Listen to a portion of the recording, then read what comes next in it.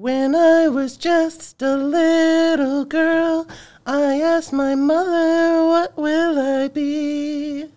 Will I be pretty? Will I be rich? Here's what she said to me. Que sera, sera. Whatever will be, will be. The future's not ours to see. Que sera, sera. I love it. Thank you. That was amazing. Very, very fitting for the construction life, because whatever it's going to be is whatever it's going to be. Sera, sera. That's all it is. That's how. Welcome, Stacey. Well, thank you. I'm trying to remember, how did we all get connected again? So you guys had nickel concrete. Ty. Yes. Ty. Yes. His son Olivier went to Montessori preschool with my daughter. Got it. And construction people, we always find each other. Yes. So Ty and I, whenever there would be like an event or something here, would be Ty and I sitting beside each other. Blah, blah, blah, blah, blah, blah.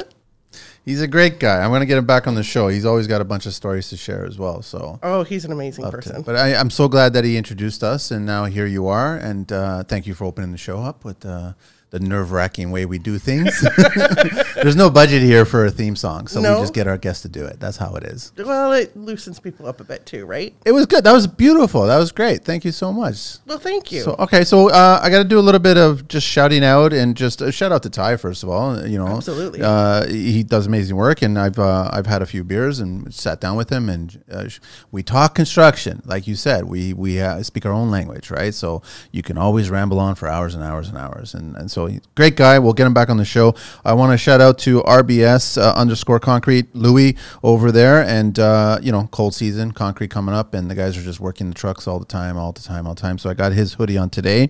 I also want to do a little shout out to a gentleman that reached out to me recently on IG, because he brought up a point, and it's madeelectric.ca is his handle, and he was like, hey man, I was just listening to episode 297 today, and I disagree with how some GC, in my case, electrical subcontractors. I believe it's a two-way road. I have told so many GCs I am not going to work with them because they do not make the profit either. Some contractors want us to give them 5-star work, while we are asked to give a 3-star price. So it's a constant battle. I'm sure you deal with this as well too. So I just wanted to just mention that. He's hopefully going to come on the show, and we're going to talk further about this. And I think that's the extent of my little shout outs for now. Okay. And then, okay, so let me give it the detail here for you. It's Stacey Altayebi. There it is. Tri-County Brick, sales manager, residential color specialist. Yeah, so I put together color packages. Nice. So although things are handled a little different in the big city, where you would go to like a CCAN and you would pick your brick and you'd pick your siding, or you'd pick package A, B, or C. In our area, because we're still good old boys, the builders will send their customers to me. We will pick brick, we will pick stones, siding, windows, soffit, fascia, eave, the whole kit and caboodle. Because at the end of the day, that's my showroom. My showroom is when people drive around our community. That's not really a color specialist as much as an exterior designer. It just sounds nice. Well, I guess there's a lot to it. There's a whole umbrella attached to that. So everyone, the website is www.tricountybrick.com. Your email is stacy@tricountybrick.com. And then on Facebook and Instagram, it's hyphenated county on brick. Some of them were hyphenated, on some of them were not. Because other people throws the suppliers off all the time. Okay, all right. So just if you do a search and start typing it in Tri-County, you'll find them. So obviously we're going to talk about brick. I love brick. Anybody who knows me, my dad was a mason, came from Portugal, came here and was a mason working with the guys. So I've got a special fondness for brick. As much as there's other types of cladding out there, brick is still a brick is a home, in my opinion, right? Agreed. I totally, brick, stone, that kind of thing. I'm not really a fan of veneers. Veneers are nice in a certain application, not necessarily for exterior application. But yeah, I've never really been a siding wood. I mean, I love it, but I really love brick. Right. As this modern farmhouse thing is kind of taking storm, there's not enough white siding out there in the world. And I think to myself, all is good until, little Johnny's out there with the baseball and hits the side of the wall. You can do anything to the brick and it's not going to do anything but just get dirty. And then you can just let Mother Nature wash it after that. So, Stacey, where do we want to begin? I know that your business is generational, 45 years and counting, and it's been handed down, but it's been handed down uniquely. It's kind of interesting. My grandfather used to be in the ready mix. He used to have Red D mix, and he ran it with his brother for many years.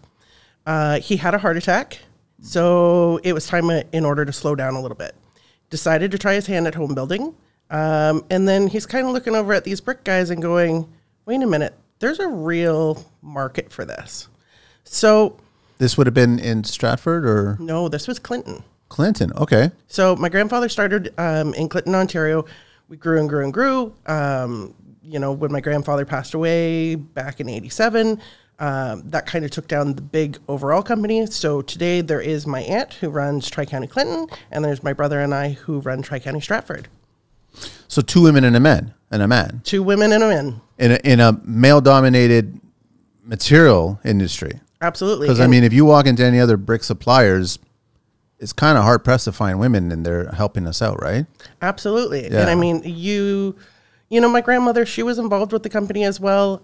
My aunt, my mother, both, like, absolutely stellar women. Great advice from them. If you're going to be a woman in a man's world, you better be able to outwork. You better have the knowledge. You better be able to step around them. And even today, I don't want to put my male counterparts down. I'll do that. But I mean, I better know what it is that I'm talking about, where they can talk about the Leafs game. They can talk about, the football game that they watched on the weekend. I don't have that luxury. Going out for lunches. I don't do that. 1, I don't want to put myself in that position. And 2, I don't want to put the builder and his wife in that position. Interesting, yeah. I've got an interesting little funny story. My mom is obviously, my dad passed and my mom was still around, and she came over and helped me out at my place that I had in St. Clair and Dufferin area, and some friends came by. We were doing some interlocking and stuff like that, and just my mom is just old school Portuguese European mentality, right? And she's moving bricks, she's moving pavers, she's moving all kinds of stuff, and my friends are coming up to me going, "Can you tell your mom to slow down, please? Like, she's making us look bad." And I was like, "Well, maybe you guys should speed up." So I love that hard work ethic kind of mentality coming from man or woman, but you see a lot of it coming from the women, which is great. And you run into it with female masons as well. There's one female mason that I know of very particularly in our Stratford area. She is 2nd generation, learned from her father. Her and her brother lay brick, and they will tell you any day of the week she will outlay them. Who is it? I don't. Her name is Vicki Elliott. Okay. From S. Elliott Masonry. Yeah, really, huh? And how long she's been doing it now? I'm going to say Vicky's a little bit older than I am. Okay. So I'm going to say she's been at it on the wall for over 25 years. That's amazing.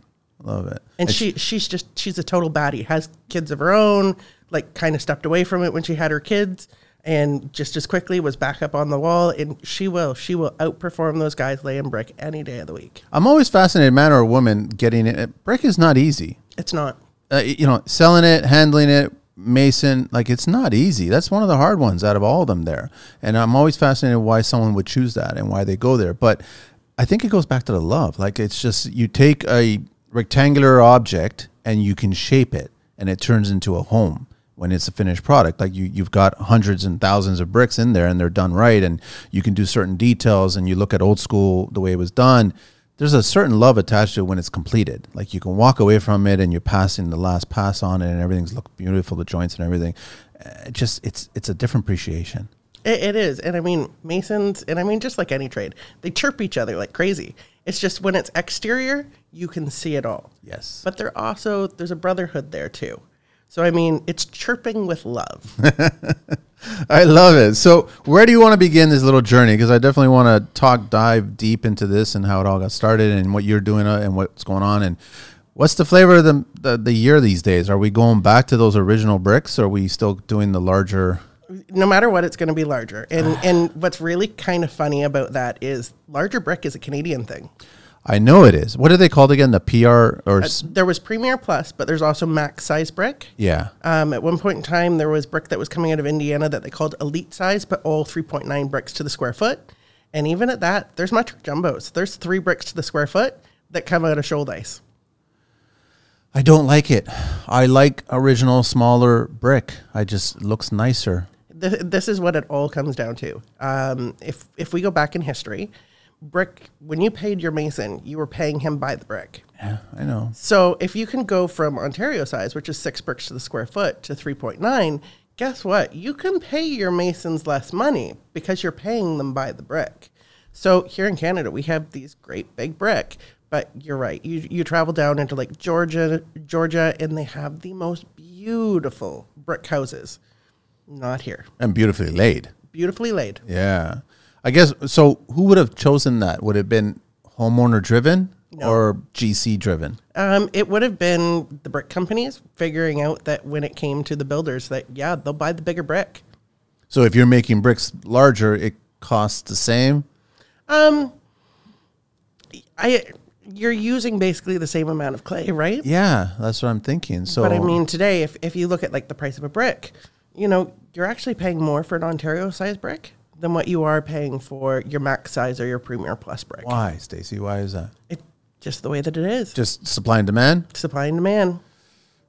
So everyone's just capitalism at its finest.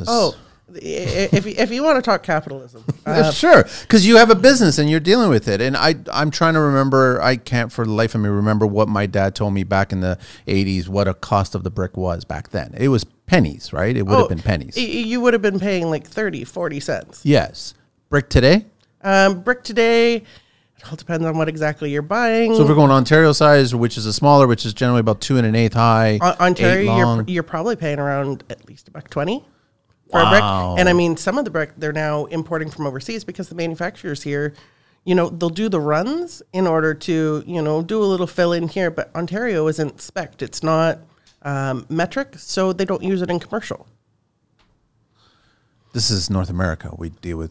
This is North America. If a lot of people don't understand the world of brick supply, and it's because we are a weird little entity. It's not like having a Home Depot or a hardware store.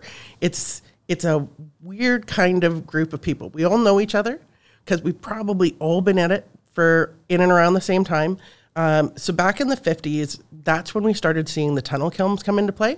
Okay. And that's when they used to make pressed brick in little boxes. Yeah. Now we've got these tunnel kilns. And all of a sudden, we're going from making 2 million bricks to making 28 million brick in a year. That dramatically? That dramatically. So all of a sudden, you take all these little pressed brick companies that have been around forever, and they were all using surface clays. And now in Canada, we have Canada Brick, which we're back to Canada Brick. We can talk about that later. You have Brampton. I've seen their facilities. I've been in there, which is interesting. And I mean, it's not a young facility either. No, it's pretty.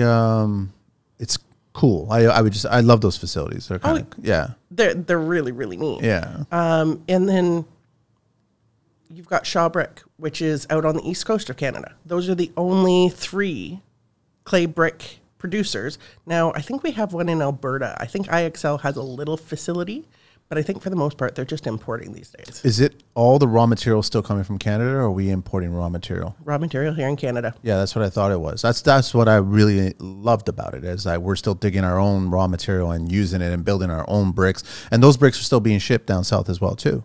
They are. Not a huge amount, but... Because freight is the name of the game. These days. Well, even in those days. Was it really? Yes, still, huh? Really and truly. So here's my grandfather, right? Like building houses, looking around out at this industry. And I've got to assume the same thing was true of, you know, actually, I wrote it down here. Don't worry. No. Like, Patines was started in the 50s. Markley Supply, which is Ottawa, was 1955. Mason's Masonry, 1966. Farrell's Brick and Stone, 1971. Then there's Tri-County. We started 1977. So all around the same, like a 10-year period.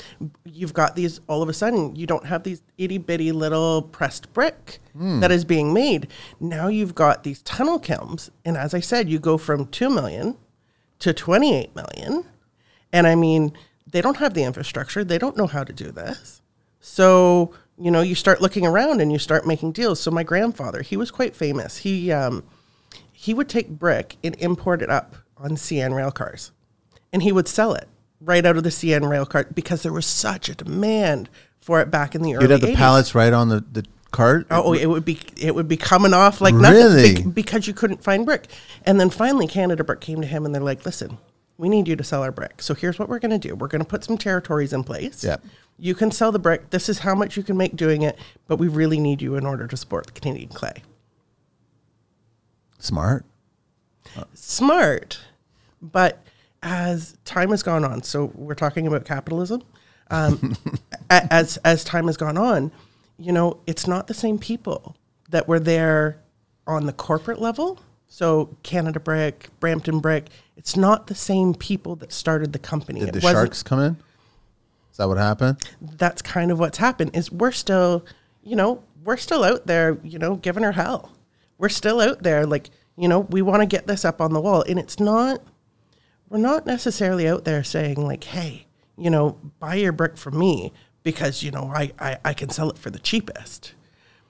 We're out there doing what we do because we've got masonry in the veins and we have an impact on the architecture and what goes on. I agree with you 100%. It's just I would have a problem having a conversation about brick with somebody who doesn't have rough hands. You know what I mean? Well, I mean, my hands are relatively soft. No. You know what like? That's where the masonry in the veins, which I love that expression. And the corporate guys would come in. Excuse me, I gotta just. The corporate guys would come in and look at numbers. They would look at bricks like those 28 million and going, okay, let's push that 28 million every single month and get it out there and just, but not understanding the end person. And let's do it through a dealer network. So let's be honest. At the end of the day, the manufacturers are making more money than what the brickyards are in the grand scheme of things. Yeah. At the end of the day, my truck goes in, it picks it up, it takes it to site, it delivers. There is a cost to that. Now, if there's an issue, who's dealing with the issue? It's us who's dealing with the issue. We've got to go through, we've got to do all this song and dance in order to get the issue registered, what they're going to do about it. And I mean, nobody wants to deal with issues, but we're the ones, we work more for the builders than what we do even for our own brickyards. What is your favorite brick? Do you have a favorite brick? Can you?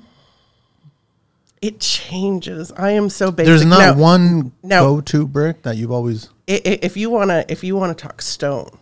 Okay, let's mix in stone with that. Let's mix in. What is your favorite stone? Hands down, without a question of a doubt, Ariscraft. Really? Any day of the week. Really? Any day of the week. They've got a good product. They've got a good product. They've got really smart staff. Yeah. I've got to give a shout out to my girl, Sarah Steele from Ariscraft. Yeah. She asked me a question, I'm going to say we're going back about 3 years ago. And she said to me, she goes, Stacey, what makes Tri-County Brick special? And let me tell you, it pissed me off. I saw red, but it sent me down a little bit of a path because it really got me thinking again. What does separate us out from the other brickyards that are out there? One, we are a little bit of a smaller unit. And I've always said smaller ships move faster than big ships. Mm-hmm. But in our infancy, when we started as an Angel Stone dealer. Angel Stone is Ariscraft. And Ariscraft, what kind of bit them in the butt was they would produce just this color, just this color, just this color. And so it took the brickyards kind of taking those different colors and blending them together and getting them up on the wall. So it made me step back from it all and start going, you know what? I'm really good with a box of crayons. Let's start blending some of this stuff up. And once you start doing that, your reputation starts preceding you before you get there. And people go, yeah, I don't want the same ticker-tacker subdivision built house. And it's interesting. In Stratford, we have a subdivision that is done by the local builders. And you can see in phase one, there's a little bit of Ariscraft in there. Yeah. A little bit of shoal dice, but a lot of permacon, a lot of concrete. Yeah. Then in the second phase, it's almost exclusively permacon concrete. It almost feels like a trend these days, that kind of cold concrete look for a brick. Well, what it really comes down to is you can get a brick that matches the stone. And homeowners are terrified of making mistakes. So if you can match this to this, done. Okay, I want grays. Okay, here is your gray. Here is the brick to match. It's not even a conversation. It's just, here it is prepackaged. But we go into phase 3 of this subdivision, and you can tell I've really I really started getting my teeth into it. Yeah. And everything is custom blends. We've got beautiful Ariscraft up. We've got clay brick up on the houses. Like Do you guys still sell Angel Stone? Angel Stone is Ariscraft. So it's basically transitioned to that.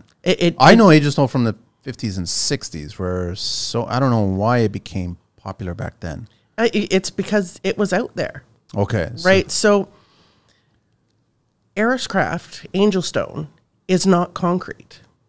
What material is it? So it's made from crushed natural stone and sand. Okay. Then they add pigment into it, and then it goes through a boiler system, heated together, and then rocked by hand at their facility in Cambridge.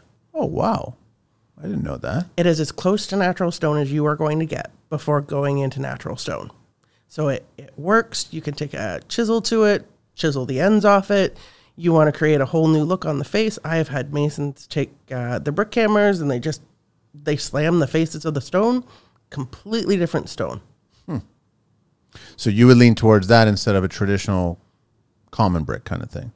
I would lean much more towards Ariscraft as opposed to necessarily concrete. And it's in this industry, when you start seeing everything go up on the houses, you reach a point where it's just like, okay, enough. Like if we start getting a little ticker-tackery and it's just like, okay, there's a blue one, there's a gray one. I know. Then it's time in order to shake things up. Are you a fan of the new, I guess they would be European style, which is the really long bricks that are coming out? I am, but again, we don't see a whole lot of that in residential construction. No, you see a lot of commercial construction with that, but I always said that a lot of stuff that comes into resi comes from commercial. It does. Right, so I just figure that in the next 10 years, we might start seeing a lot of that coming in, but there is a premium on those kinds of bricks, right? There is, because again, we're talking about changing the size of the brick. Yeah. And of course, they're more long linear brick. They're more expensive because they're not as produced as often. Supply and demand enters in. Yeah. But no, we see commercial products coming into use all the time. Even Scandinavian farmhouses became a real thing in the last couple of years, and it's got these long linear sidings that are on them. Those are commercial products because regular residential siding does not come that long. So you hear it all the time because you get the masons coming in. Oh yeah. What's their biggest gripe these days?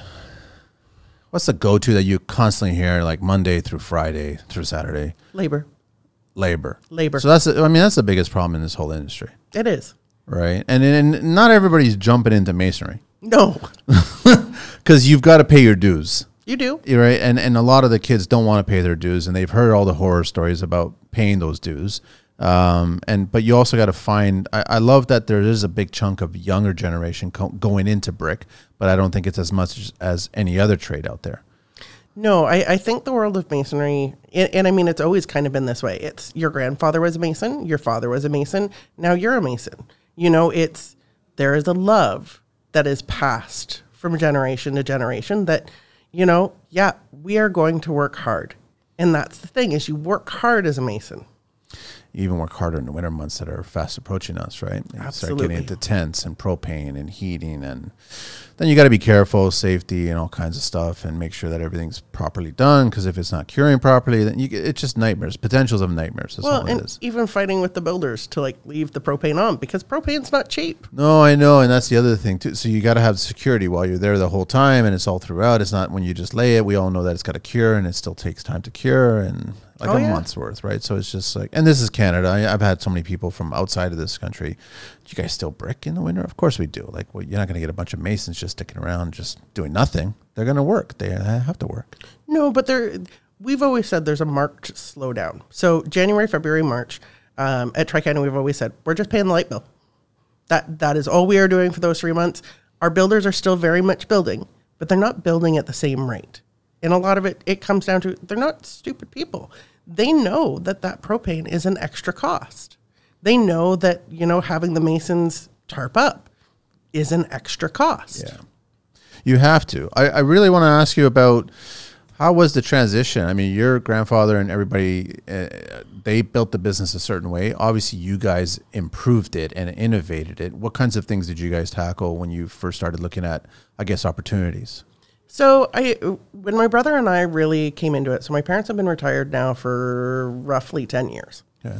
When we kind of took it on, and my parents will tell you this quite honestly, they had this ship. We built the ship bigger. We were young. We were hungry. We had something to prove. And I'm not saying that we're not still young and hungry, but we wanted to go after market share. We wanted a bigger company. We wanted to build it smarter. So when you start looking at all of those things, you're looking at trucks. You're looking at people. You're looking at everything in order to try and take something that was this small. So we always call it the three-legged stool, because any business at its core is a three-legged stool. You've got accounting, operations, and sales. And how do we grow this bigger, but in a controlled kind of way? So we've learned that it can't always be our truck. Sometimes we got to pay the freight. Because you want to get the product out there. You want to get it moving. You have to get it moving. How far does it go? Where do you guys deliver to? For the most part, we do Perth County, we do Huron County, we do Oxford County. And depending on what it is, depending on whether there is a territory that is involved or not, I've done projects in North Toronto, like up in King City. There was a house I did a couple years ago out in Acton. And I did one out near like Kamlaki. Where is that? That's down near Sarnia. Oh, okay. All right. So you're going all the way that way. But I mean, for the right project, for the right builder. And I mean, for us, it's making sure that we have the right clients that fit us and we fit them. let's talk about the big players and versus the mom and pops. I've always been a fan of the mom and pop shops like your guys and the underdog, so to speak. But I mean, any level of construction, you're going to get these big corporate players come into it and try to figure out a different way. So I want to talk about that, but I want to just share a little bit of history here. Tallest brick structure. The Anaconda Smelter Stack, an industrial chimney built as part of the Waso Smelter. I have no idea how to pronounce all this stuff. By Anaconda Copper Mining Company in 1918 near Anaconda, Montana. 162.2 meters, 555 feet. We're trying to be metric and imperial conscious. Tall and 26.2 meters, 86 feet wide at its base. Operational from May 1990 to 1980. 1919 to 1980. Rather than having many smaller chimneys, the designers chose to make a single giant chimney for the whole complex. Was built from close to 2.5 million bricks and designed to handle 3 million cubic feet of exhaust gases per minute, transported to the chimney through a network of flues. Before the chimney, the complex had no filtration and released an estimated 20 tons of arsenic particulates per day, sickening in local population and killing livestock. Oh, this is all happy-go-lucky stuff here. After its closing, much of the Waso smelter was raised to the ground by EPA, of course, and it was contaminated beyond recovery, and with extremely high concentrations of poisonous heavy metals, including arsenic, lead, copper, zinc, and beryllium.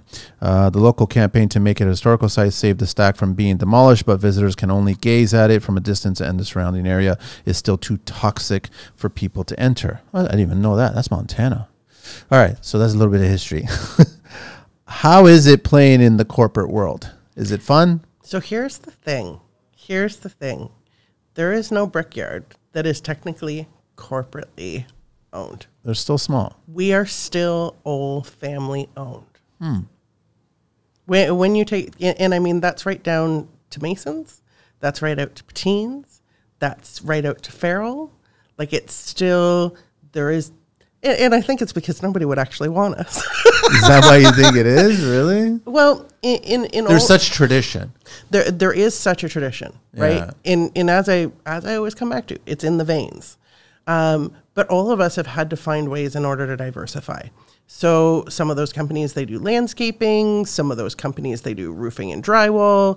Ourselves, we do roofing and we do fireplaces. Fireplaces actually makes up a really huge chunk of what it is that we do now today. But I mean, there's no Canada Brickyard. Now, at one point in time, we had a location up in Walkerton. And so there's a company called Shouldice, and they're up in Shallow Lake, Ontario. Okay. It's still family owned and operated. It's the last of its kind here in Canada that I am aware of. They didn't like the fact that there was a Tri-County Walkerton, because the guy that ran it can, and I mean, everybody in this industry, they are a character. But I mean, the brick world, they are big. Magnified. They are big personalities.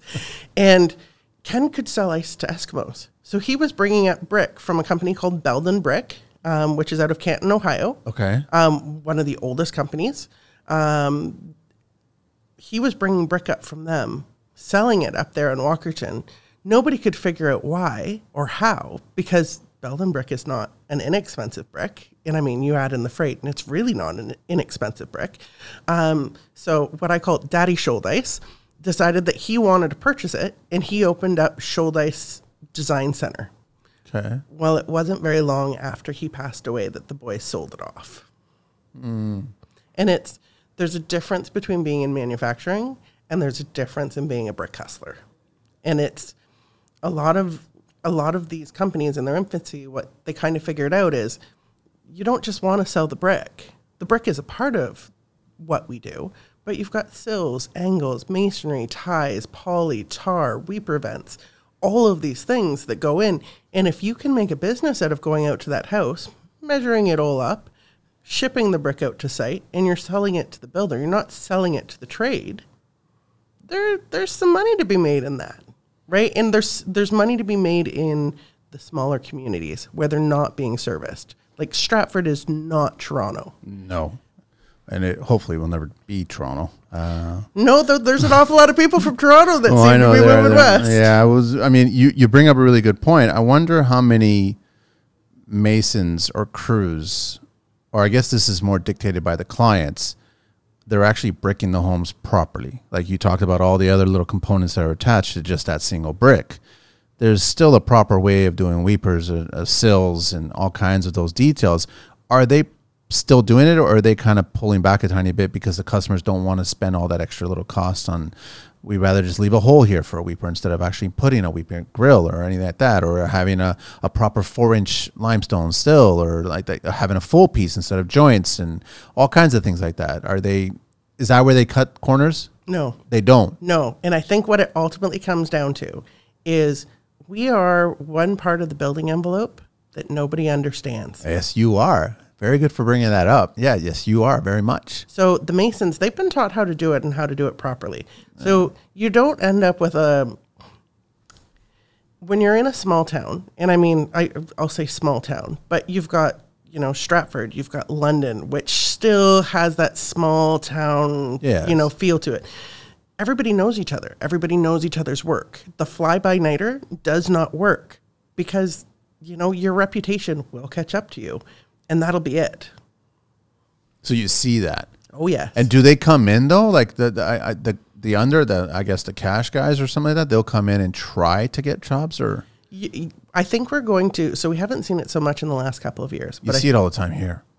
All the time here. And what it ultimately comes down to is there's not enough people in order to do the work. Out our way, we can always use more people.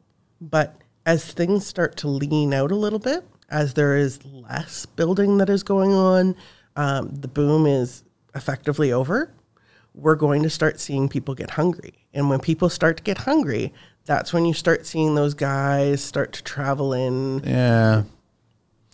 So we got to just keep our ears out for them, and that's it. But I mean, it's going to be too tempting by clients or GCs to hire potentially the wrong crew. Well, and we often find the local guys do not want to go work for the Toronto guys. So there is, I won't mention who the builder is. There is a very large builder that has gone into Atwood, Ontario, which is this teeny tiny little, and they're up there building townhouses. They are having a heck of a time getting a mason in order to come and do the work for them because Toronto guys have burned the local guys before. Interesting. So all of a sudden the paperwork goes in and the extras start getting crossed off, and I'm not paying you for that. I'm not paying you for that. And it's just like, the extra is the second story. Yeah. You got to have more scaffolding in order to be able to do that. You've got to maintain that scaffolding. You've got to be able to go up higher.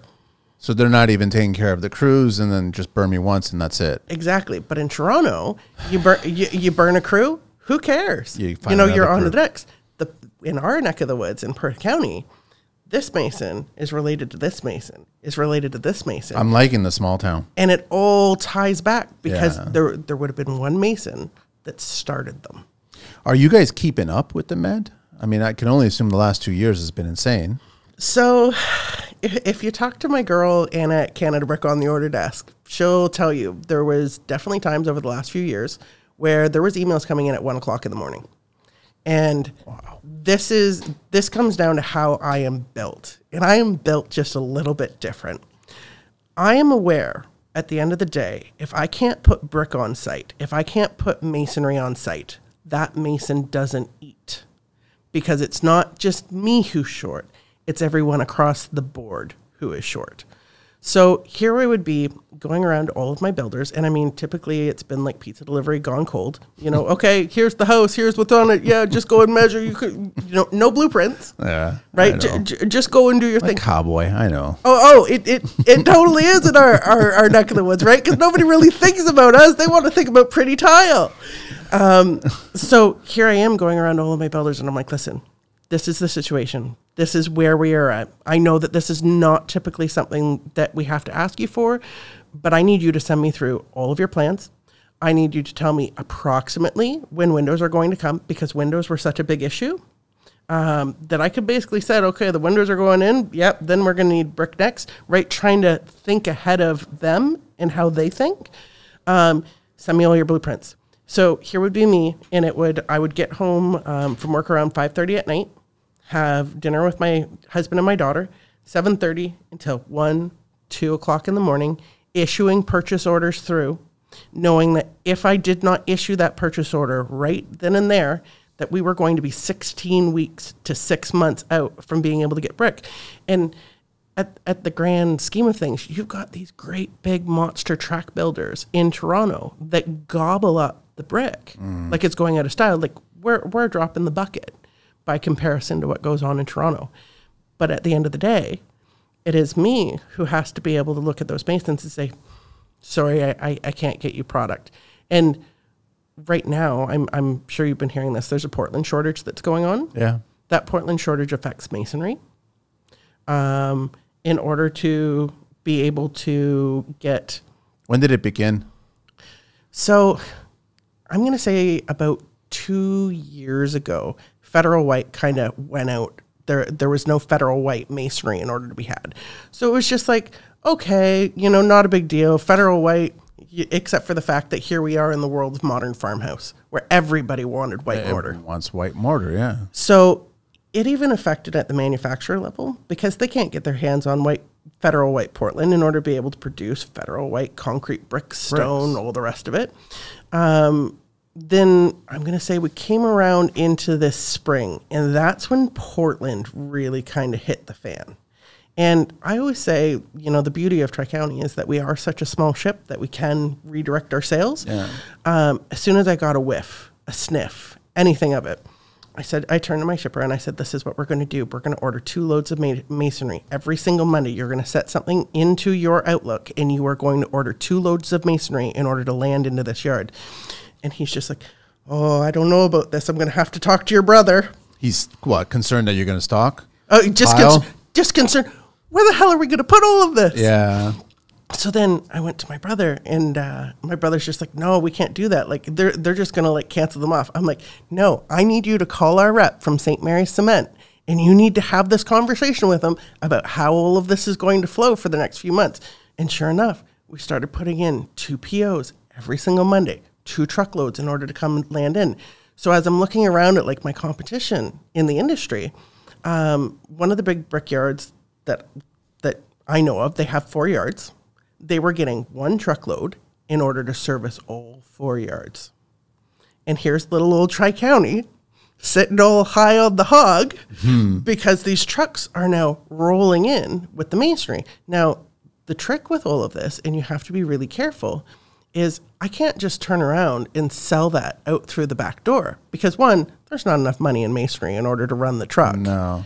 But you can't sell all of your masonry knowing that you still need it in order to be able to supply the guys that you already supply. Yeah. So here I am. It would be the trucks would be rolling in. I'd be out there with like the iPhone taking a video, and I'd be just like, Mount Everest ain't got shit on me, baby. Were the other guys just surprised that you were looking ahead and realizing something's coming? They'd have to be looking over the fence. Yeah, that's the only way. That's the only way. So I had builders of mine, especially out towards London direction, that were approaching a large builder of mine and being like, where are you getting your masonry from?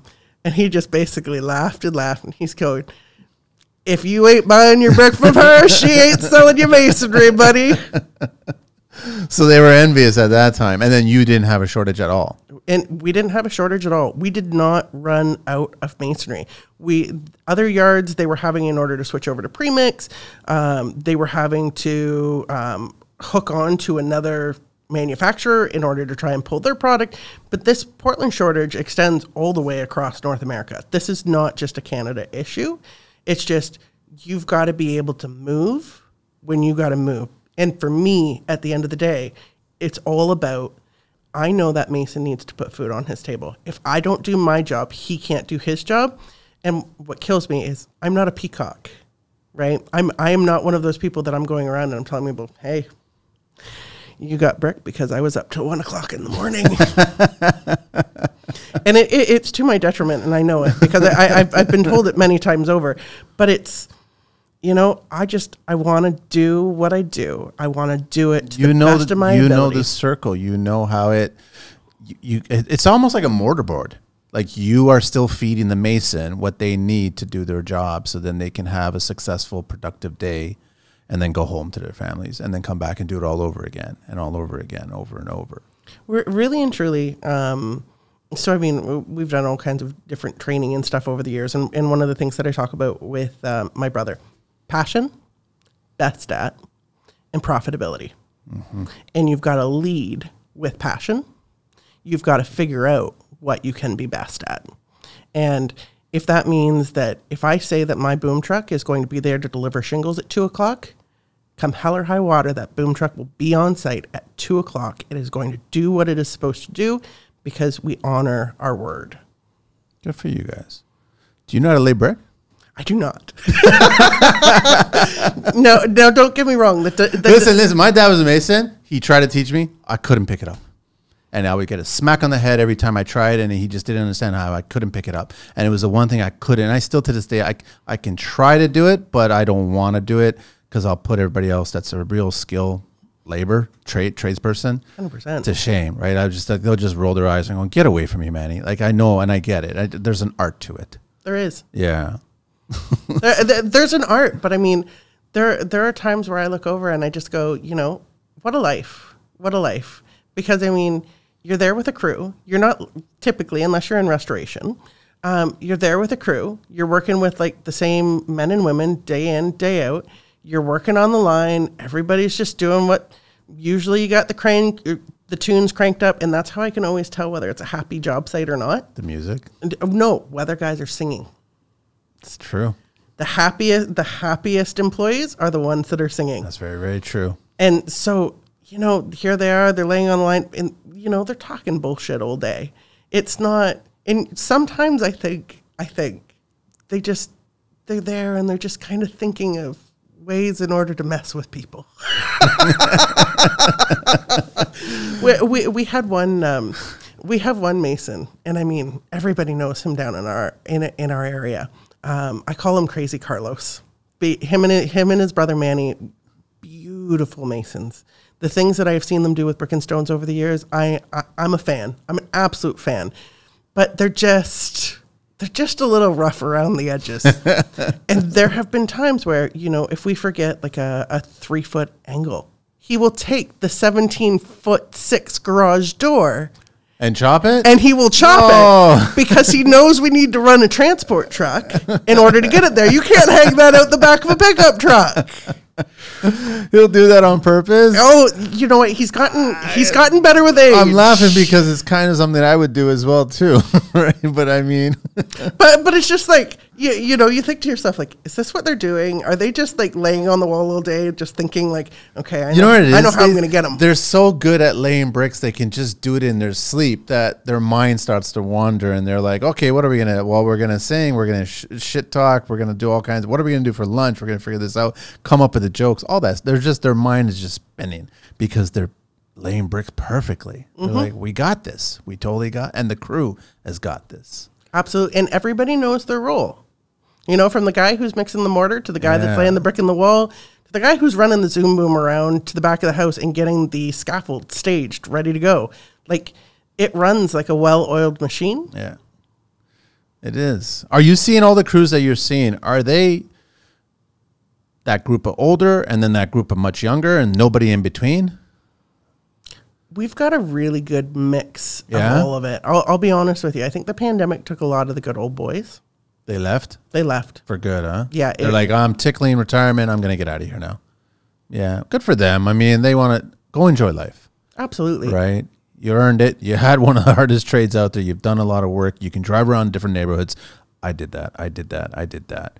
My hands are on those bricks. Absolutely. That's pride. Yeah. So by all means. And I mean, I do the same thing too. Like, I know when I've hit magic. And I mean, I work with some really amazing builders who put together some really amazing plans. And, I can drive down that street and I can be like, yeah, I did that. Yep, I put that blend together. Oh, that one? Yeah, that's my custom blend. Yeah. It's a good feeling. Absolutely. So where do you see the business going from here then? Your business itself. I know that there's, I guess, the industry itself, but your business. I'll be honest with you. I'm not 100% sure. I think we're You getting... and your brother haven't kind of... Oh, no. My brother and I, we are thick as thieves. And I mean, we understand that, like, they don't make them like us anymore. We are not your typical millennials. We joke in the back office sometimes about the snowflakes. And I mean, we have one bad Google review from a guy that came and worked on the desk for half a day and basically told my brother that he's hostile. And my brother is I love my brother to pieces. He's a bit of a duck, the bad crap just hits him all day and it just kind of slides off the back. And like, we need that between the two of us, because if it were me, like, I'm losing it. But no, we had talked, at one point in time, expanding more locations. Now we're getting a little bit older. We're heading towards like our 40s, and now it's, looking to the next generation. My aunt, she has her daughter who's just coming into the business now. They're interested. Oh, yeah. Yeah? Oh, yeah. Okay, good. And so my aunt's other daughter, her husband, has now come in order to drive truck for them. We had another cousin. No, he's left in order to go back to farming, but he was in there doing sales as well, running the truck, doing all kinds of things. It's, our grandparents built this, and it's something that we have to honor. And for Kevin and I, we always say this is the third Adam's child, because when we were growing up, we didn't eat dinner until 7:30 at night, because until that truck ran in, we unloaded it, got loaded back up. We weren't having dinner until 7:30 at night, because that's what the business required. So true. So in terms of like, what's the next 20 years bring? Beautiful houses, man. Beautiful houses. That's all you can do, because that's been the last 45 years. Just been beautiful houses. Well, in you never know what's going to happen. You never know, as all these corporate things are going on, you never know what direction they're going to head. When I was, I'm going to say 21, before I got married, I was with my now husband. I actually went to go work for a brickyard in Burlington. So I was working for CA Building Products, which affectionately known as Cap Brick, because the little Italian guys, they didn't really like the CA Building product. And when I was working for them, they were a second generation, and he still got a smaller shop by appointment to do like veneers and some landscaping stuff. But when I was working for him, we would hear like the stories of like yesteryear. And I mean, the stories of yesteryear ranged all the way from like, they used to be really famous for having their Christmas parties. They'd have like strippers that would come in and dance on the desks, and they'd be in the back playing poker. Like it was a thing, right? Like brick was cool, man. Okay, wow. All right. But then it would also range to, shortly after the owner's father, Jack Meehan, had passed away, who was also instrumental in, the formation of some of the brick companies. They stepped in and they took away the line. They took away the brick line, and they were moving $10 million in brick a year.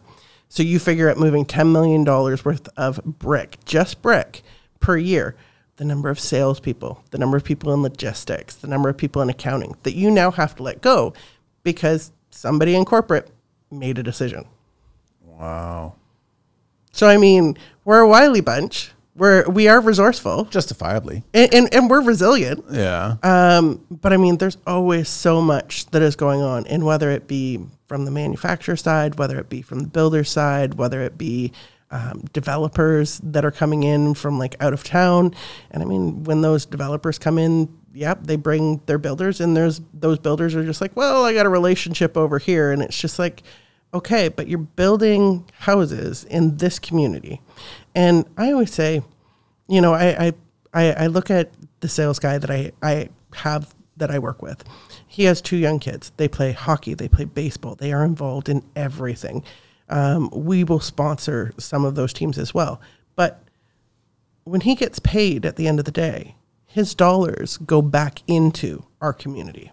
If you're a builder and you come into Little Old Stratford and you're building a house, the people that live there are spending their dollars back to you, but then you're taking it back to wherever it was you came from, and those dollars are going back into those communities. That's a great feeling.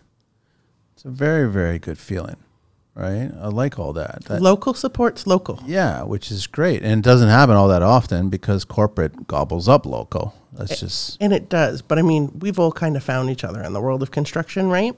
So on our fireplace end, we work with a company called Zen Woodworking. Okay. And those guys love them.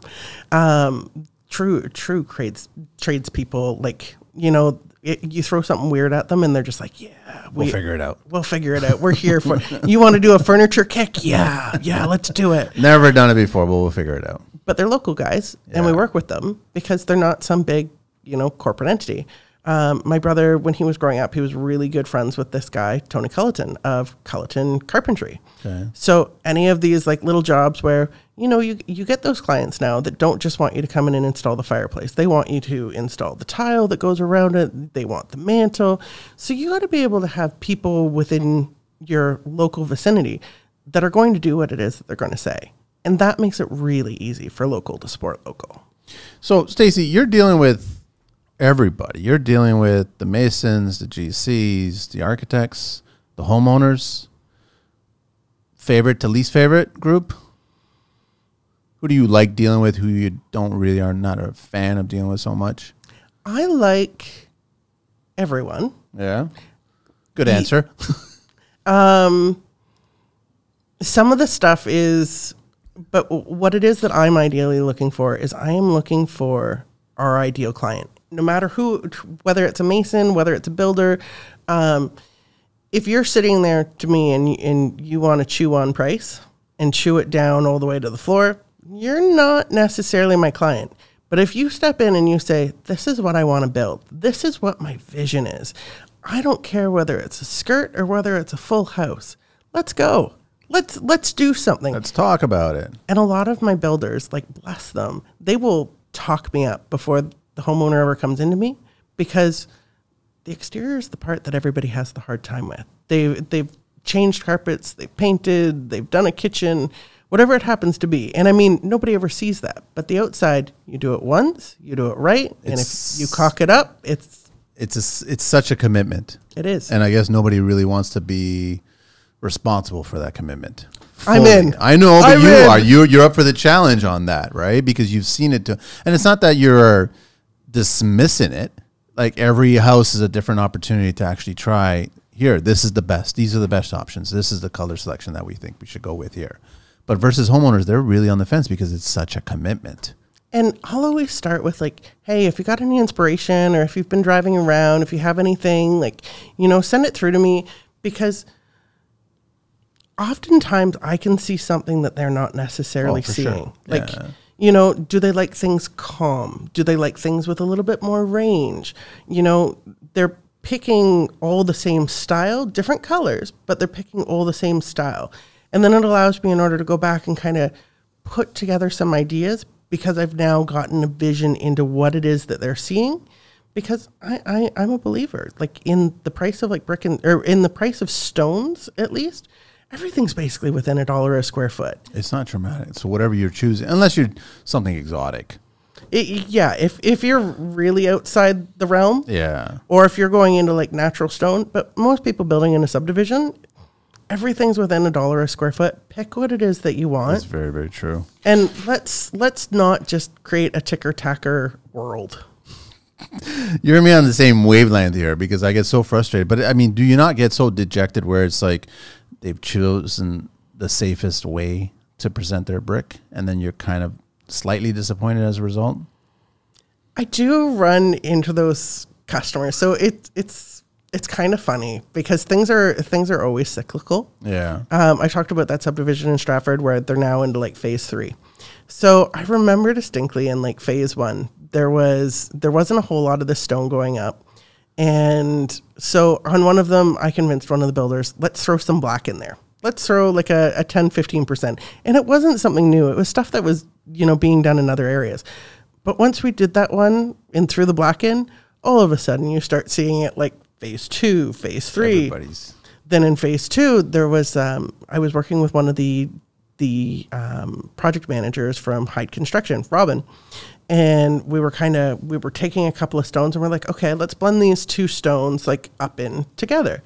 And so it went on their model home. It was beautiful. Now we're over in phase 3. Now there's like 5 or 6 of those houses that all have that same blend on them. So it can get a little tiresome, but for the most part, people have been prepped before they come in to see me. They know that I'm there in order to take care of them. And I mean, I bring such a positive, buzzy, like attitude to them that they're just like, okay, like, let's do this. And I'm a good listener. But I agree. But I can see the clients walking in already on path to what they want to get. But I'm sure that they walk into your place and all of a sudden they get a little sidetracked, or they see something that might be of interest, and then they start second guessing, and then they just start all over again from scratch, questioning, right? I don't know if that happens a lot I don't think it happens with masons and architects or GCs, but I think I could see it happening a lot with homeowners. We are a weird little world because there's not a million options. No, it takes maybe a dozen. But I have had people that have, our industry, we hate brochures. We hate because color distorts. Yeah, we gotta go outside. So for the most part, we have people that will like drive around in the different subdivisions and they'll look at houses. And occasionally that still does happen. We used to do what was called a big red truck tour, where like we'd start in the showroom, we'd talk about colors, we'd throw them in a truck, and we'd go drive around the subdivision and we'd have a look, at that brick.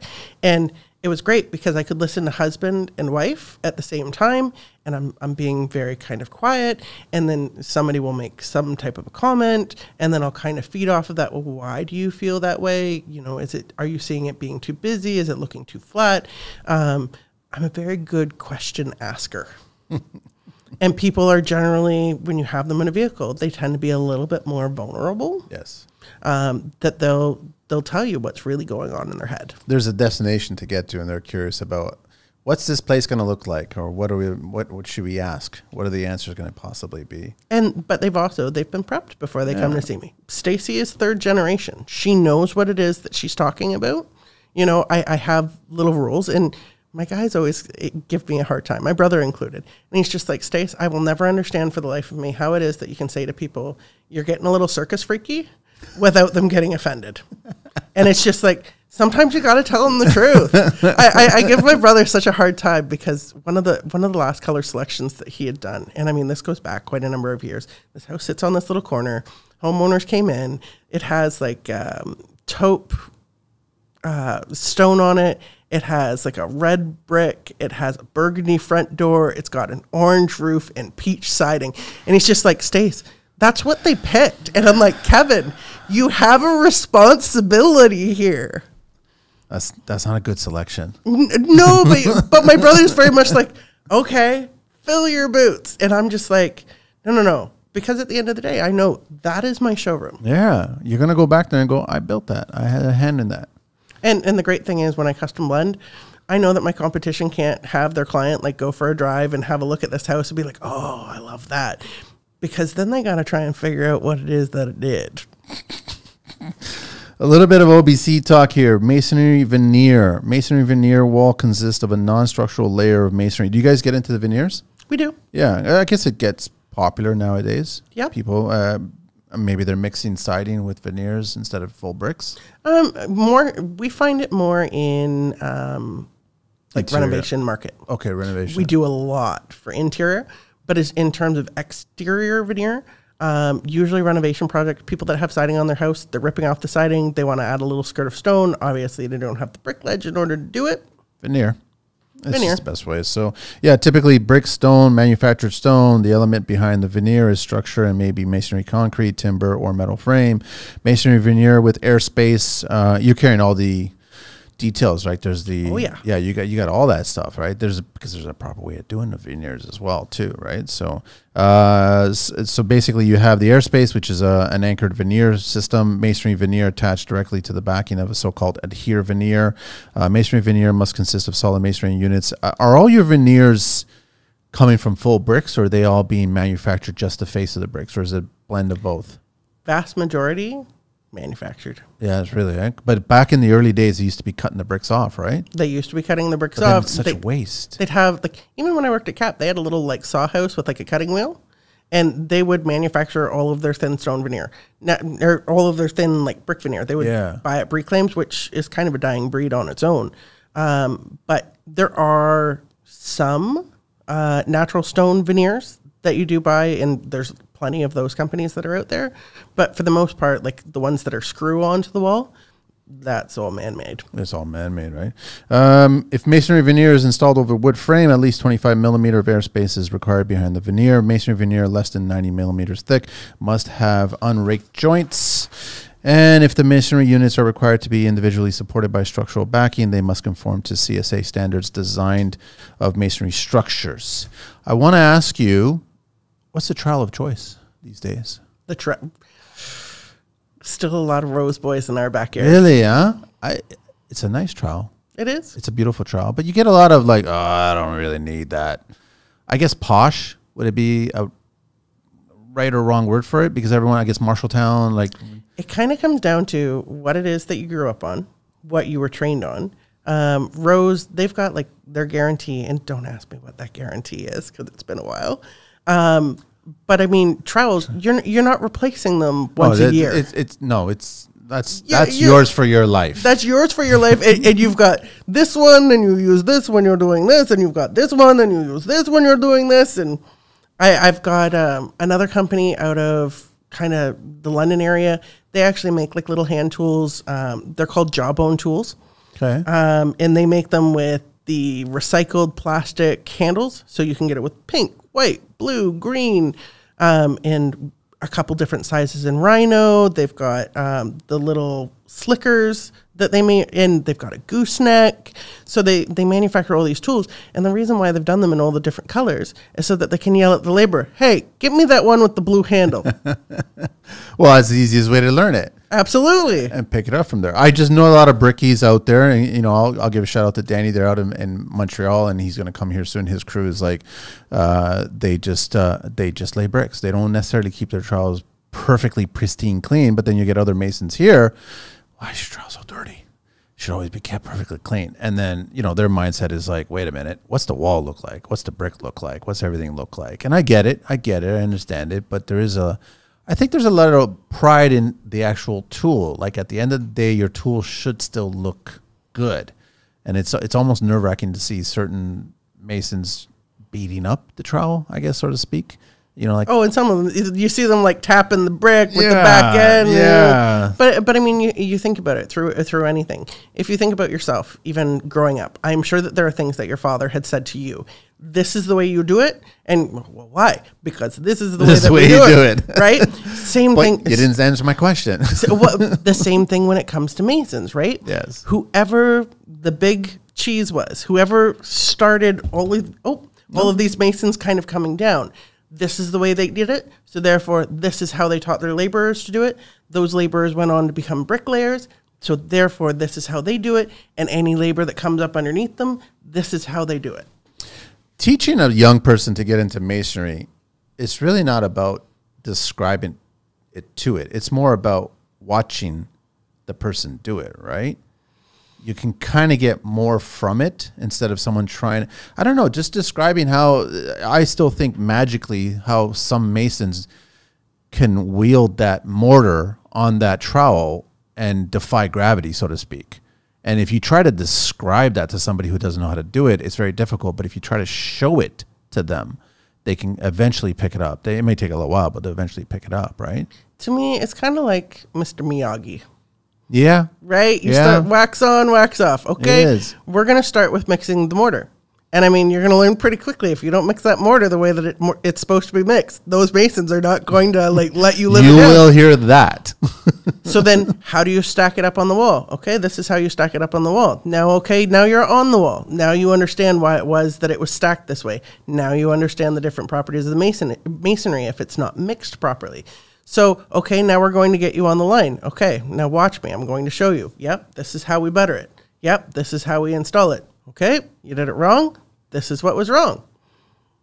It's kind of like that. It's hands-on. Yeah. I've got a little bit of a beef, if you will, and that is I think it's becoming harder and harder in order to become a tradesperson.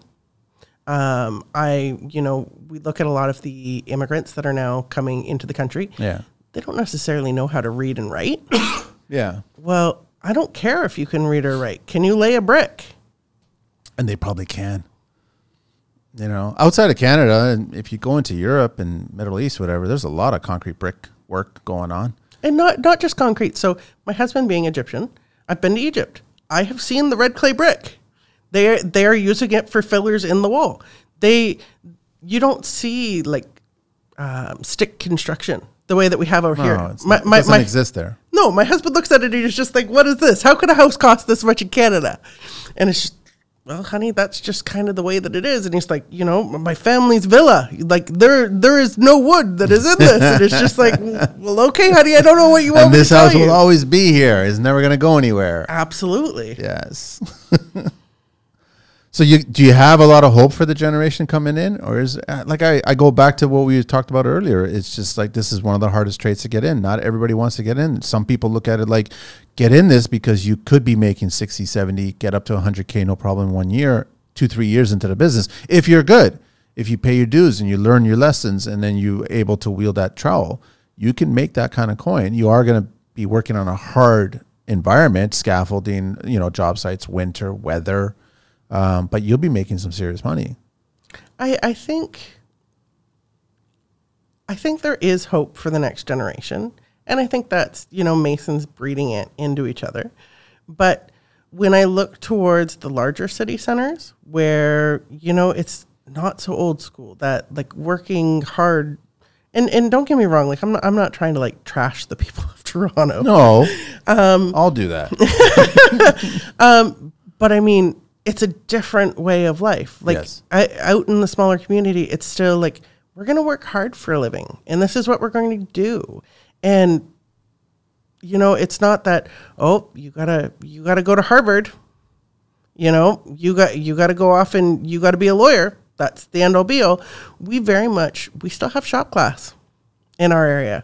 OYAP is wrapped up in through our high schools. Really? It's not just, we are aware that we need trades and there is honor in being a tradesperson.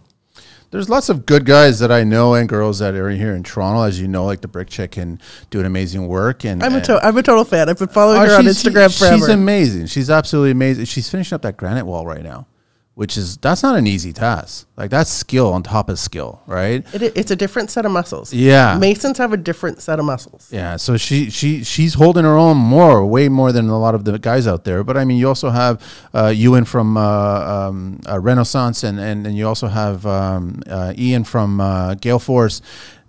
There is, as much as I want to diss the Toronto homes, there is a certain, like we'll drive through certain neighborhoods and you'll see the homes that have just fallen apart and that classic Toronto red brick. and those, you know, very narrow arch, some details, and you'll get those soldier core, these details, and the house has just been beaten over time. And whether that's beaten because you've had the Europeans come in here and not take care of it and either painted the brick, you know, oh my, I know. Don't get me started on do not brick, paint brick. Like never. You just do not. But they did that for, like, I'm blaming the Italians and the Portuguese. They did that for a period of time in the 70s and 80s, and I don't know why. Painting the mortar joints. That's a whole other world. A lack of understanding of the building envelope, right? Because the brick is dirty, and they think if I slap a coat of paint on it, it's going to be beautiful. Okay? Oh yeah, it'll be beautiful for about a week, and then you're going to destroy that brick, and now you're just going to wreck it. But these artists like the Brick Chick and Julian and Ewan and also Ian, they see that and they see what it could be. And that's where I think a lot of these younger guys and girls will come in, and they'll see those homes, and you start tuck pointing, and you start taking care of it, and you start taking out certain bricks, and you start fixing it, you start shaping it the way it was, because these bricks don't exist anymore. And they don't. And they don't, like, and then when they're done with it, it's fun. Like, it's beautiful. It is. It's absolutely beautiful. You brought, and I wish that it's almost like the city or the government would give a fund to all these homes to take care of this, because you see this in Chicago, you see it in New York, you see it in Boston. They take care of those bricks. Like, I've walked around all three of those cities so many times and in awe of the brick. And I've walked around certain areas and certain neighborhoods in Toronto in awe of the brick and the work that's been done to certain brick. I know it's like ludicrously expensive. Like, it's just insane expensive to do this. But what you bring back is insane. Like, absolutely. that home looks amazing at that point. So, but there is, you know, I know there's an awful lot of talk about like green belt building and development and all the rest of this that is going on.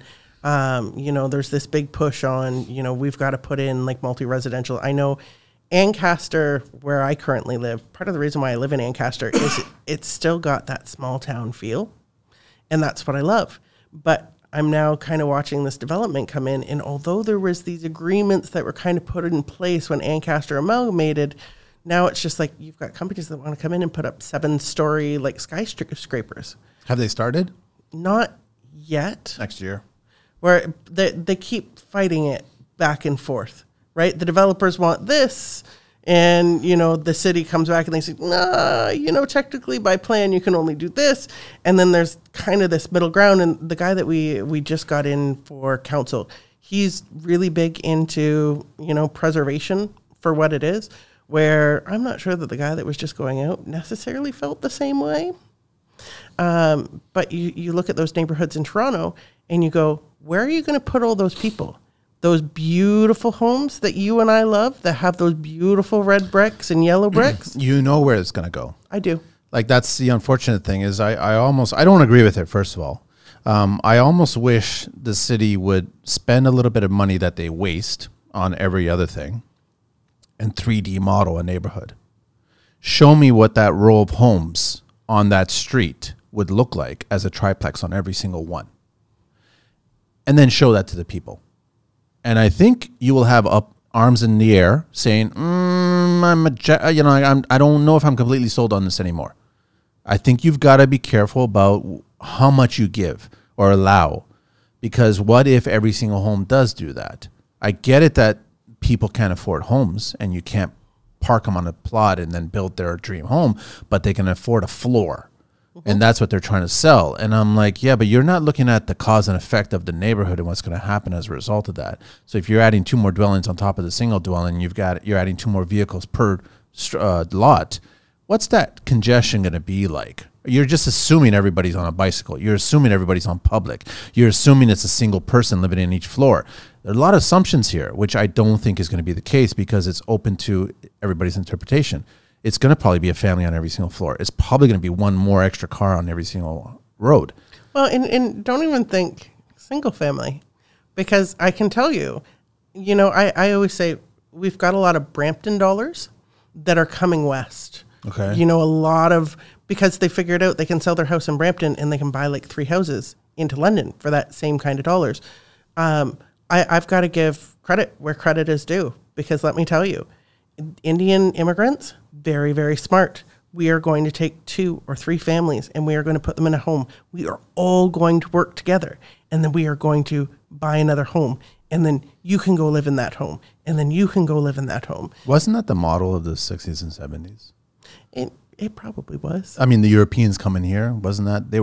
not everybody could afford a home back then, so they would kind of live with a family member, an uncle, whatever, and then you kind of worked, and then you got enough to buy, and then you moved on, and then you moved out. But that was the model back then. They're just the latest kids on the block. That's all it is. But I mean, it's going to be interesting to see it. And I mean, yeah, I mean, back to painted bricks. I just do people still do it there? I haven't. You know what? If I actually saw someone doing it, I think I might have to stop and speak. I might have to become a Karen. I don't know. I might have to become a Karen and just say, "What the hell are you doing?" I don't see people as much doing it I've never seen on their own. It used to be like I used to have people that would come in, you know, and this is probably going back about 10 years and ask me about painting their brick. And I'm like, no, you never paint brick. But now we've also got companies like SprayNet. The staining of it, right? They're staining. Yeah. But stain looks like paint to the untrained eye. They don't know. They're not educated to know that that's a special material. So, you know, Joe Homer kind of looks over and goes, you know, the blue would look awfully nice up there. I guess it would be black, huh? Like a lot of black painting. A lot of black, a lot of white. Oh, even white. Yeah, there'd be two extremes. Why not just get a black brick? Get a white brick. Because the cost of being able to pull it down off, right? I just like asking dumb questions. That's all. Because that's what I would do. It gets a little frustrating when you paint brick right away, even though on an interior application. Why not just get that colored brick? I guess it's more expensive. But it looks like it's painted, and why'd you do that? The mason spent the time and effort to build that property. But homeowners can't always argue with them. No, and I mean, that's the thing is we like to look at the generation that's gone by, and I mean, they were handy. They had skills. And as this next generation comes up, it's you pay for it. Right? They don't know how to do these things themselves. That's got to eventually change, though, Stacey. Don't you think? Like, at some point, the percentage of that group is going to say, "Wait a minute, why are we paying for this? Why don't we figure it out? YouTube it, and we'll figure it out ourselves." But then they just create a car crash.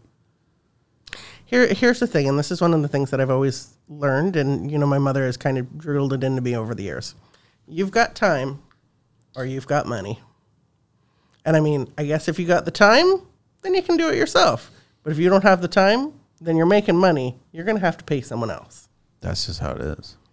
That's life. Hire the people that have skill. It's going to cost, and you'll get it done properly. Hopefully. What else you want to touch upon on brick? We're just going to get close to wrapping it up, but I'm curious. We've touched upon a lot of stuff about brick. Let's see.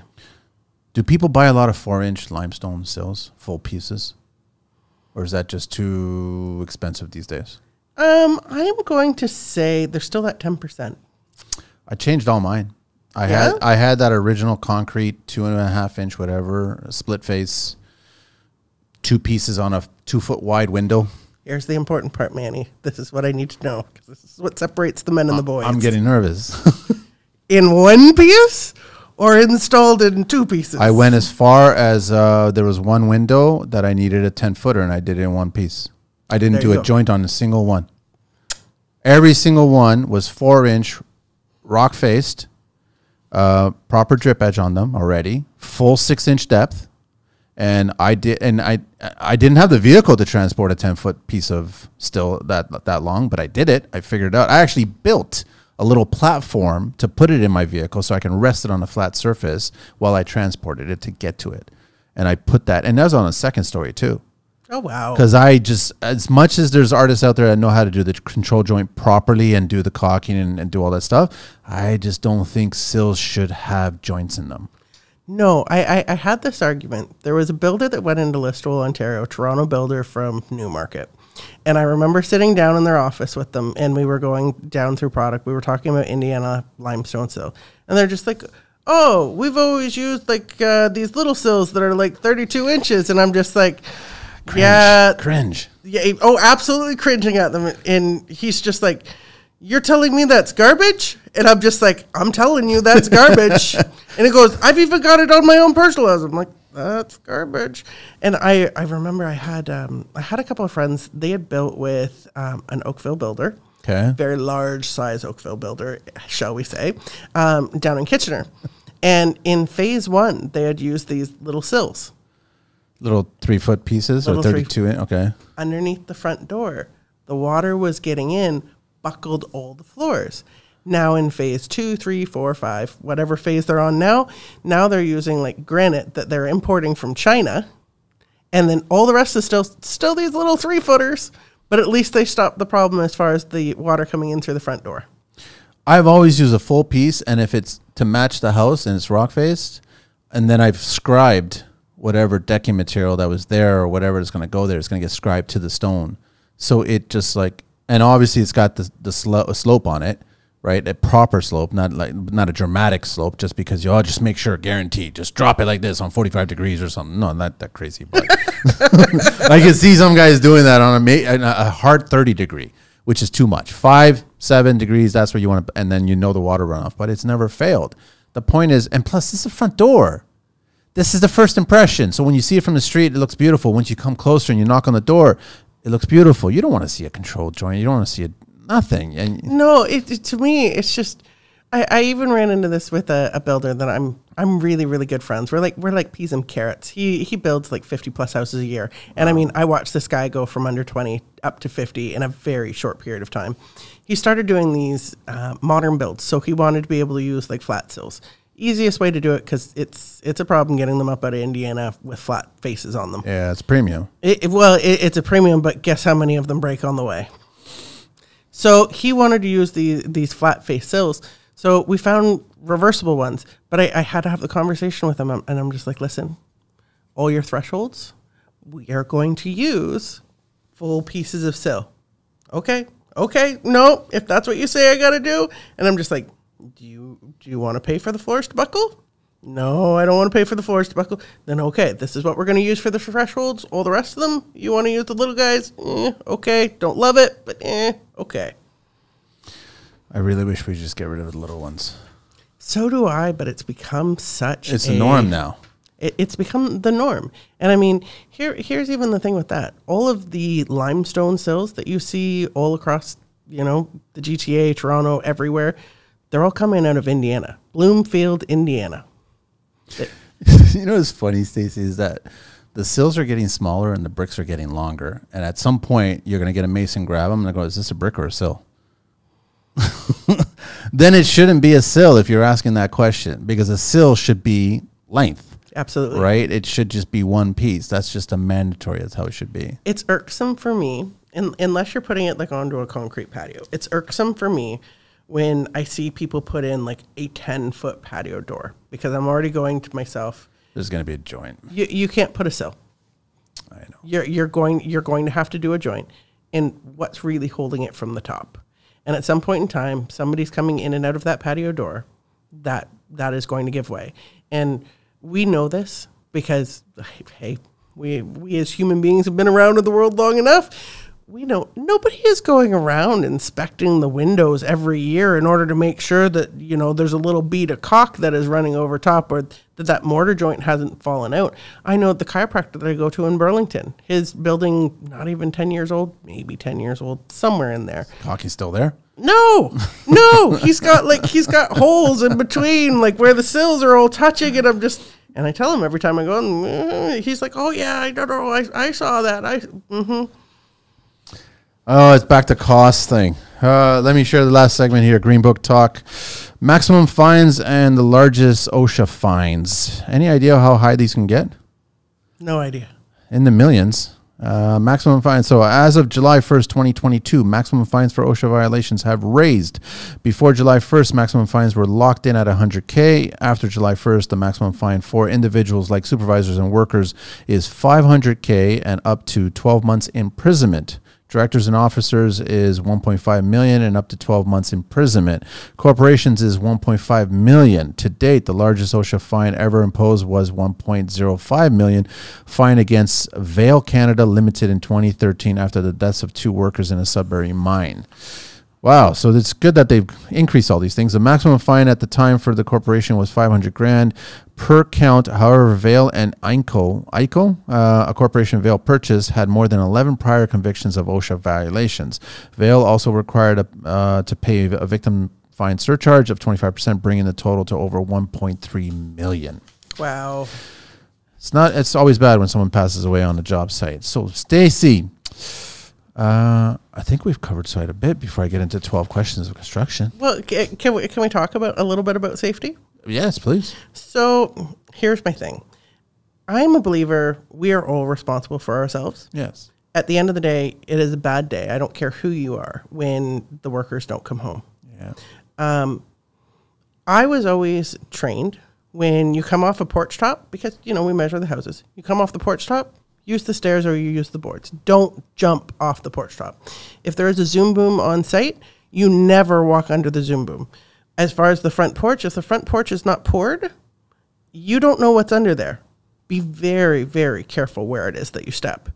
If you walk onto a job site, you wear your hard hat. And the reason you wear your hard hat is not because you're worried about health and safety. You wear that hard hat because you do it consistently, you do it every time.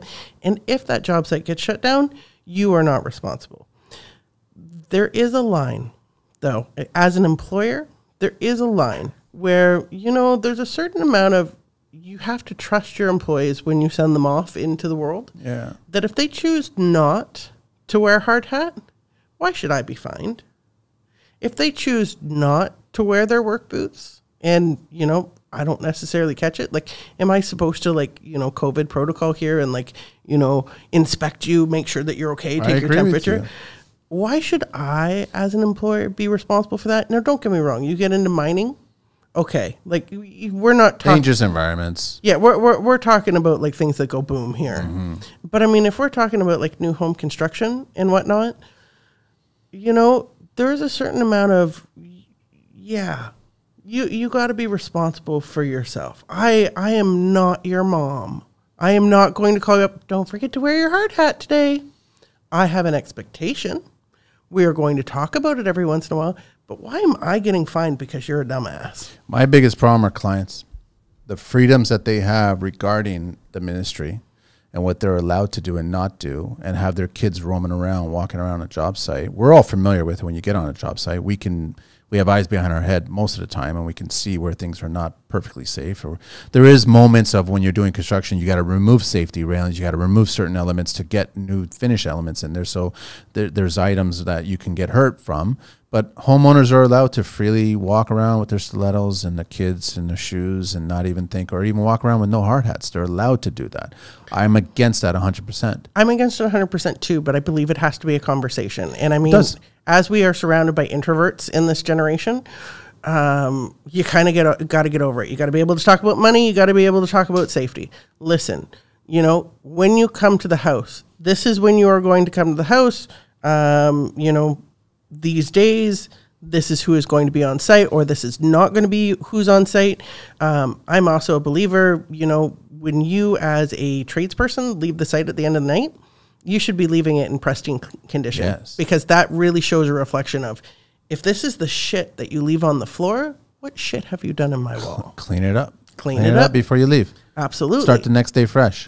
But I had a builder at one point in time. He had told me years and years ago, when he was on a different company at that point, he had it built in that they would buy a pair of work boots for the homeowner and a hard hat. And that hard hat would be a very distinct color. That way he could tell when the homeowners were bebopping and coming to site. Now, I have another set of buddies. They built down in Kitchener with Mattamy, and all of a sudden, there's this loudspeaker going off in the middle of the night because he's a Sparky, right? So he's pulling his own wires and all the rest of it. And over the loudspeaker, it's leave the property. The authorities have been called. And he's just can they see me? That's too funny. But that's what we do. We always do that anyway as tradespeople. Absolutely. But, right. but when it comes to safety, where does the responsibility begin and end? Yeah. And bless the corporate, bless the bureaucratic crap. At the end of the day, we just want to do a good job. It just takes a split second. It does. Split second, and then your life changes dramatically. Absolutely. Right? And the people around you too. Be smart. Just be smart. I know wearing a hard hat is not always the most comfortable thing, but if I'm measuring around a house and the roofer's up on top, I know it doesn't take very much for that shingle in order to slide off. I've seen hydraulics go bad. Don't walk underneath the Zoom boom, because if the hydraulic just happens to go, slams down. It's dangerous. Stacey, thank you so much for being on the show. I'm really glad that you came here. Thank you for having me. I was nervous, but thank you for No, having me. you're no. Everybody always comes here and they enjoy it. They love it. So Stacey from Tri-County Brick, sales manager, residential color specialist, www.tricountybrick.com, Stacey at tricountybrick.com, Tri-County hyphenated County Brick on Facebook, and Tri-County Brick on Instagram. You ready for the 12 questions? I am. What is your favorite construction word? Giver. What is your least favorite construction word? Cheap. What turns you on in construction? Architecture. What turns you off in construction? Boring ticker-tacker subdivisions. They're trying. They're trying by doing different things now. You know what? I'm trying to give them some credit. there are some builders, and I mean, they do. They hit 50 houses a year, and they figure like they can save a buck by using the same stone on every house. We have leftover. We got leftover. We can just keep using it and pulling it from here, but it's just like now the subdivision just looks the same. What is your favorite curse word? Fuckity. What is your favorite vehicle? A Mercedes-Benz AMG S63 4MATIC 5.5 liter 8-cylinder twin turbo with 603 horsepower and 664 torque. Why not just get a Maybach? Yeah, you know what it really comes from. Because it's twice the price, is it? Well, no. I'll be honest with you. At my core, I am a Toyota Camry. And my husband will tell you I am a Toyota Camry. I like simple. I like things that do not break down. I go from point A to point B. But I watch the show Yellowstone. And she's driving a Bentley now. She is driving a Bentley, but she was driving. Oh, and what she was driving was a pretty sexy vehicle. That's what I'm saying, my friend. And I'm just like, yeah, no, give me a little bit of that. I wouldn't drive it, but I mean, I can have an appreciation for it. What is your least favorite vehicle? Minivans and their drivers. So the both of them combined. What construction sound or noise do you love? Job sites where people are singing. Yeah, it's actually nice. It's very, very nice. You know that the people are happy. You know that they enjoy working for that builder. You know you're on a good site with a good crew. What construction sound or noise do you hate? The saw. Cut. Okay, the quick cut. What profession other than your own would you like to attempt one day? I always thought if I could have gone back in time, because I went to school for social work. But if I could have gone back in time and done it all over again, I would have been an architect. I think that just would have been awesome. I could see that. What profession would you not like to do? Anything involving a cubicle. If heaven exists, what would you like to hear God say when you arrive at those pearly gates? Girl, I've never seen it done the way you did it, but that was one hell of a ride. Stacey, absolute pleasure. Thank you so much for coming on the show. This has been a thrill just talking brick with you. All the best. Everybody check it out. Tri-County Brick, www.tricountybrick.com, Stacey at tricountybrick.com, and on social media, Facebook, Instagram, everywhere. Thank you so much. Thank you. Thank you, Angelina. We are out of here.